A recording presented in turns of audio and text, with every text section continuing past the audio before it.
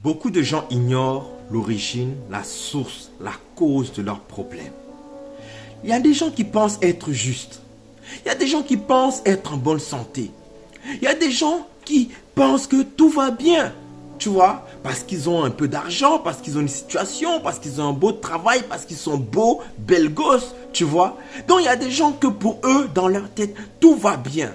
Mais écoute ceci. Matthieu 7, il dit ceci. Ne jugez point afin que vous ne soyez point jugés.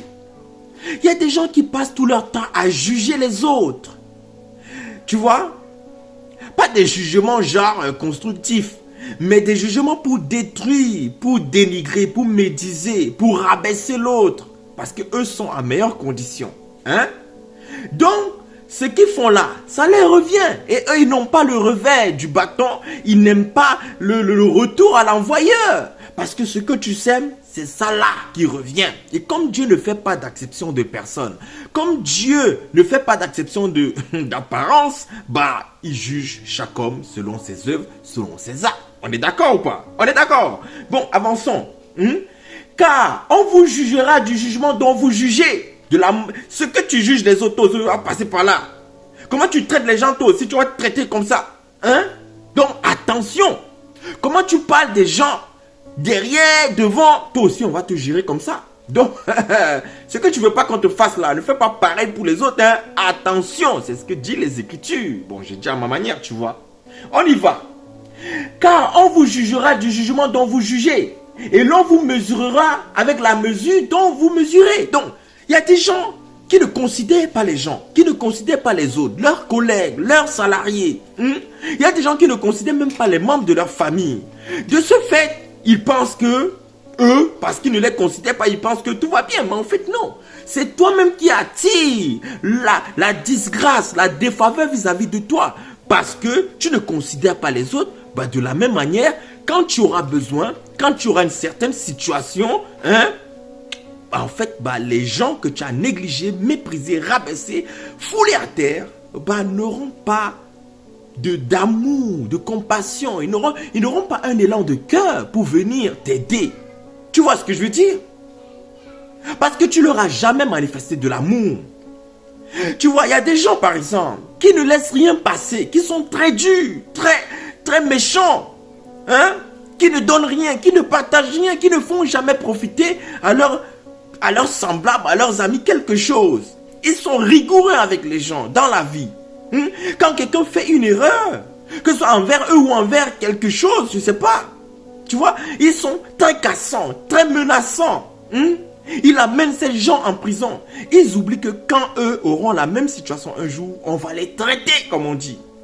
Ils vont l'heure, tu vois. Parce qu'un jour, la terre, la nature, la création se souvient de tes actes et te renvoie.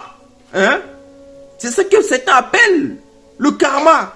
Te renvoie ce que quelqu'un a fait.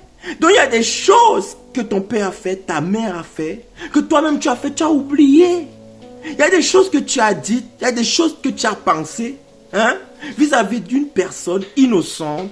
Tu as commis certains actes vis-à-vis de quelqu'un qui t'a rien demandé. Il y a des moqueries que tu as eues, des railleries que tu as eues, des paroles que tu as sorties, et toi tu as oublié.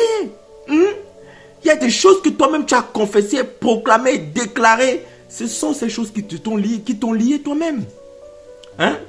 Ce sont tes propres paroles qui t'ont ligoté. Mais tu cherches les sorciers du village, alors que c'est toi ton premier obstacle. Bref, on avance. On dit, pourquoi vois-tu la paille qui est dans l'œil de ton frère et n'aperçois-tu pas la poudre qui est dans ton œil?